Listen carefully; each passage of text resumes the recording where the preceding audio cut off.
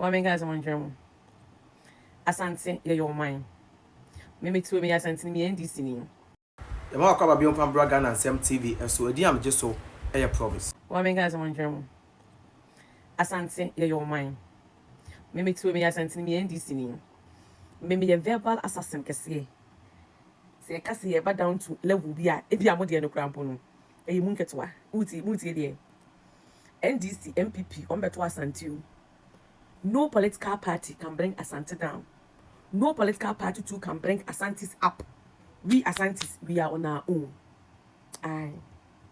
Master, don't say because we region bima. But me kasa buying beso mase. We see Ashanti region na. We catch and say na me kase o hoye den. It should tell you something. My imagine say NDC have power, and until you people are coming to use it as a bait to bring Ashantis down, to disgrace Ashantis, to disrespect Ashantis, because I will say your party is in power. Party and your party and chairman. They make up much very good. It's alleged say top NDC politicians nibi. Bloggers BH to keep on attacking Asante, to disrespect Nyamekese. It means soon so their party is in power, so they can come and disrespect Asante and generalize Asante for Asante for Kwasiafo, just to the men na Obeka Asante for the would you nyina ka ho and Sakawa e will say party of power you ba regional witching. You see, it's also NDC ni now Mr. President. Pa sa we crampo no. And he said ye di mudu mu bechim. And you cry because say BBC say Kim our Ghana. Yebeka say NDC administration. NDC time, I Papa John Dramani Mahama, your president, and as we see Ghana. They make a match, must say. No, says, see, will be so like I said, Domina, I guess, where sees these excavators or Doma Chrome, and I ask them, and then the responsibility. Yapasi, I must send a note for Yamikesimo. Ottawa, taxes, no, and money hole. Good idea. What mineral royalties are 16 regions of Ghana, or he be benefited from mineral royalties in 10 news. Check. Akufo-Addo, yeah, now changing the kwapem hene course syllabus social history and the story history information be free mu history na chesa Asante for you play vital role in forming of Ghana free mu no ano person yet Asante na no poko ware na ya Asante mu free and Qurani history book ni o social studies book mu in the name of Mr. syllabus no NSK German 38%. The earlier the better. Martin Gomonasi. Mimi NDC new, but me to say NDC flag ni MPP flag wa may NDC flag. But me to say NDC flag ni Asante flag ziwa may Asante flag. Moma ye ka no kware bi wa ha. Ghana fu ye nya atwompa o. Ye nya atwom yiye. Ina lack of knowledge ina edi nya atwom ba. Wudi mu nyansa wonye nya atwom da. Kwasia bia ye nya atwom. We nya atwoma that means we ye kwasia unnim nyansa we ogwan we nipa mu gwan emuni ye we na kwasia de Mustafa ye krampo no onipa da se ni betimi asore se oba be defend Mustafa e wo sam ya de we ye ne ho emuni ye we kra na obetumi akasa ama IT Asante because of Mustafa issues we anke wo sa toimu ho na krampo no Mustafa no wokum no wo honom na wogya ni funu to wana na ebusuafo be fa ni funu e wo honom emuni ewe kra na obetumi enya akukuduru ese wugina Asantefo asase so etoto ayampia mebia ka Asante manwura wo ye kwase na de na ye wo mon kwase afo na mokasa na mokase na efa hekosi he na ye de na se jimi kasa na moka no mumu hina na ni kurom obi betumi enya akukuduru abegina mo asase so atoto ayampia mebia keka ma ahemfo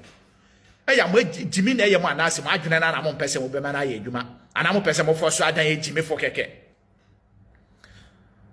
Nia Mustafa requested no eno an wadi ama no na we kura wadi ama na etufobo wadi am mi se atoemu ho na nka ese wo Mustafa na ebusuafo be fa ni funu wo hokosie no ede mu yasem na kwase asem na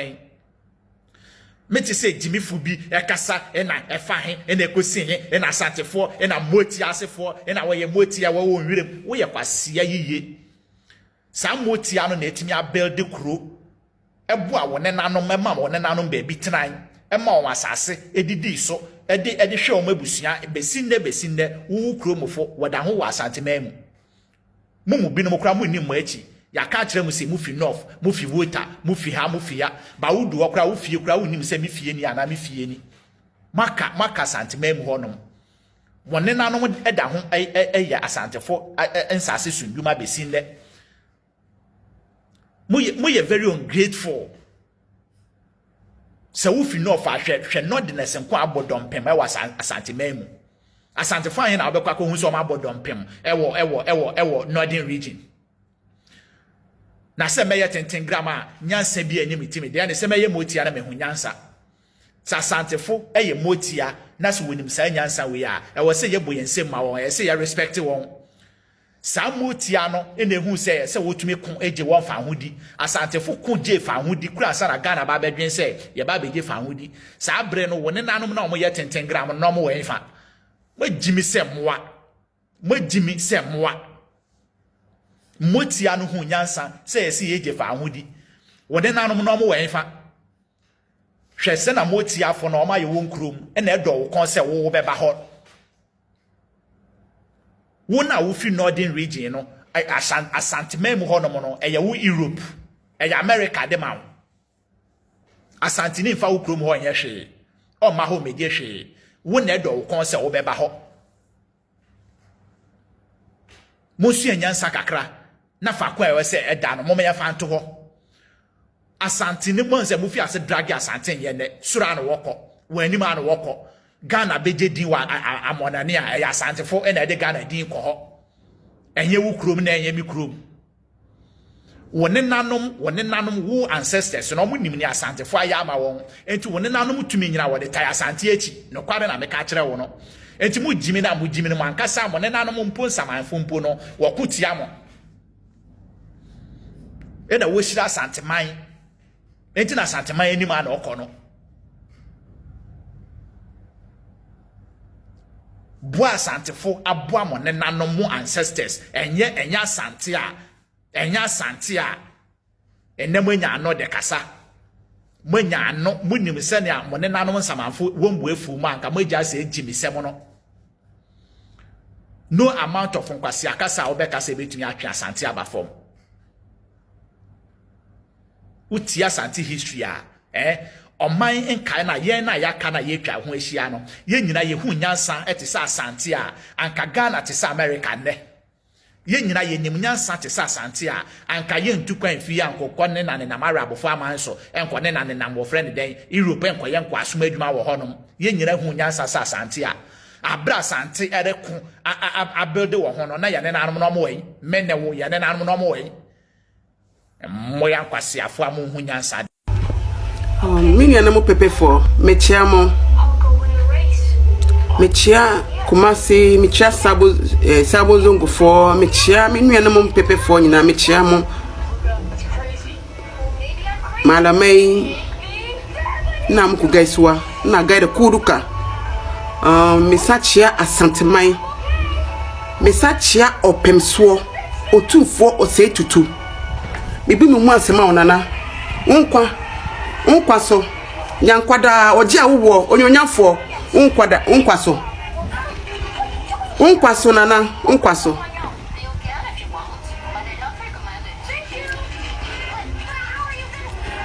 ntafo dena mu bubabe dena ebubabe dena mu ye menu ya mu pepe for dena mu ye and dena mu twitwi phone edidi double colors atem because wakoka se ye ne mmoa ne num nsuo na enye ne de hia ne ade enye ne kre instead of say ye betna se na ya dwene ho kwa ye be fa so ye ne ye MPC ye to aba mo northern region ye be mo pressure mo di put on development aba northern region ma yesu ya fata bi no ye ku because of double colors abeka said there Mustafa ye no de menu mienu aka ni ben enna shaributu be shemra ana se wo bon hu musu akokasaba akoka asembie tia shaributu mo be jan no oh adana mo yesa mo ya nya atumo pepe for ye mra ne ntresa o ye mra ne ntresa se mo di suban fofo for e de batam pepe for hu makofo suban fofo e de bata pepe din hu munye de mo ye na yetan se double colors kasa no kre se so ko no de ye wo no de region pa na elephant access na nsuo no mu no mu no efi emu na wo nsuo no mu no na be ya ahwawa ma not in wages for no not nurse for no no omunai elephant na onipa bako nai se na etinie yare kakra na ndie ni bie e ma nesa anya ma onyina yetimi aso ano instead of minu mienu ye bedwini ne ya fo ye ho adwe se ye politicians na ye to abama mo northern region no ye de pressure be to om so no ma ye kro ni ye ma ye no ye to okase ye kokase ye ni mpochi ni mo na enu muso ntina ye wo ye watwe phone kata se ni ma me twen ne fa ne kosi enye na ehia nie ah me do enye na ehia nie o we ya de ma na mi ni mu but ne wo ye na emetan se pepe ni ba wo be bievu sa aden etiba na free sa suba we mo kofa free fa aden na de bia mo ma pepe dinda de Mustafa ye na ye Mustafa busiafo se Mustafa boda ma mo fa nkrata chese wa boda mo famra wakasa che opimfo opimso ena santeman nyina na se wa ye nyamra se na ya tia na mo wa kuma ma na ya mo ya de Mustafa ye na ye se wo ya sa na mo ko fa nkrata chese wa boda mo ko fa nkrata chese na adwumu ka no famra se Mustafa se na adwun ka mo eka na mpa mo ko fa nkrata mbra esa se na adwumu ka na mpa na se o ya sakra o na se mo de no hospital ampa ma ye chiche ne se ya bone pa ne se ma me ne chira na ene na nkrata woni dam ne ho mo fa nkrata mbra me chira santema me hu se ampa na adwumu ka no na mo je social media so na mo na tinati krofo ne so no mo che mi picture ba ko ebo me hia a che se sa picture we no o ye tani na sa tani we onu no gina ha me kuma santeman asantefo kunu mo komo kunu da o betimi agina mo betimi agina ma santeman akwa ma santeman kakra mo na mo gina mai mo na mo kuma santeman awo na mo do mo be wo ye doma ye nche ye koko mo sase na mo jama ye juma ma mo awo betimi akwa ja santeman na ye ne kuma ja santeman tina santeman timi kira mo hwe se mo asuma fufa mo fa nkom krom na mo ko develop mo krom mo ko ye mo krom ye mo su fra MPs ni ministers na mo dada ye kro so no no munye kunu ni ye no ma development enko kromu and there so be wo northern region offer the bag asante memu no ba na be power no de akofi akoye ne hu ye asante agemo asante ajawo wo pa asante mfata de mo ye kira asante no munja nya twomsem no mi force I condemn it munja nya twomsem no sana eni ni pattern on the chrome and then when you tabaya fa ko chrome na ko ye sa agemo ho na betimi asori akotia akasa tia ya na mo becha ni pada ko free ana na mo ye nya twomsa mo ko na mo wa kuma da mo ye ma ya mo ya ya mo ya se wontimi gira no akokrom ebedu baby na asante for services se ase obi anko ni krom no mo ya asante ya o fa ba ga fa na wo asante memu na ya wo awon na chichire wo enti wudi baby ko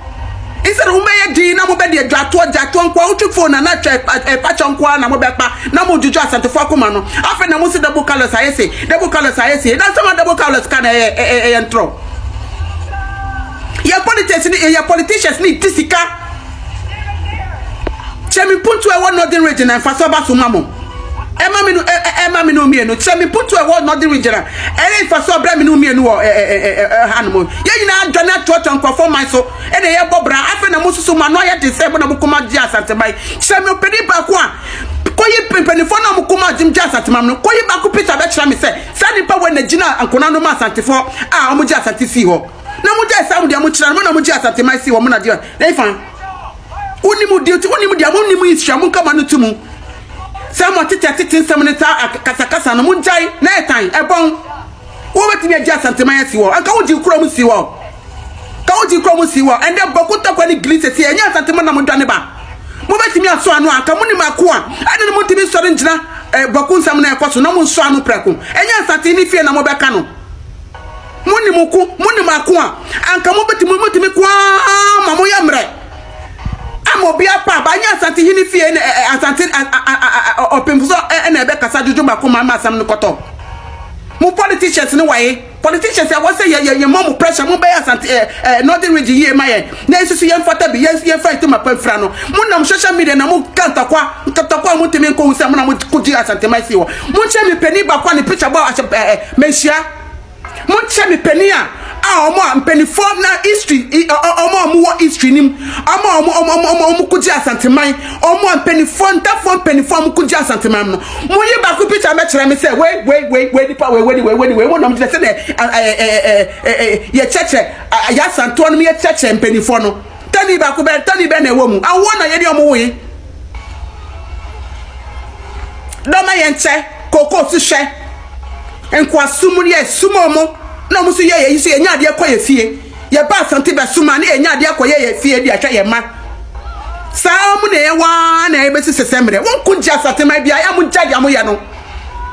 mu jage na mo ye wokuji ma asante wo beti bia ko aja asante ma yanka wo kro dampan entokwasi o mu kro ma mu timi gina no mu ndane ba asante ma mu na mu dane ba na e ko kan mo ye eni se enua ne se na mben ade na mo ye se mo ye boni ayesa na mo ye boni ayesa se woni chi ni ma wase a wo sa body kro no kan asante ye wa fe se bibi si wo no di region ya asante be mu na mo dwane be pe shelter na ade na mo ye asante sa asante ye wa fe asante ye ni kro mu ye saji wa wo ka ho saji obi aka ho ene pepe fo company fo ma tena asante me ma che no insase bebre o ma nto ye twama mu koko so hwe ni ade nti ye twama mu se ha ni tena se na ba okura wa na tena se no wabusua ene nde ayaya ye gifi mu sam ye gifi mu sam asante fo gifi mu sam are na wo ye sa se me openi ba ko tire me peni fo ye ka Israel fa pentani ba ku picture be jira se sa tani we ne gina o ma yekum ji asante man tire me e mu ja sa de mo ye no me condemn totally enye mu kwana me pepe fo ye gina ye pepe fo ni bi ye gina ye fi no fo bi ye nim de akoso won off kroni nye instead of say betina se ye be dwe ye de pressure be ma ye APC ye ministers a mu gina northern region ma ye no instead of ye be ma pressure be ma government pressure because in the northern region akachire ye ka kura akachire ye last ye ni hwimu a northern region put on you hwini ho se amino kase bonu bi wo kwa nso ni ho na ye go kan ma twi phone say kalaso ma me che enye na hia nie ade na mu kuni peni mu asesa se wonu na wodi kase kalaso ma me che no wo pe politician bi a wo gina ma wukuro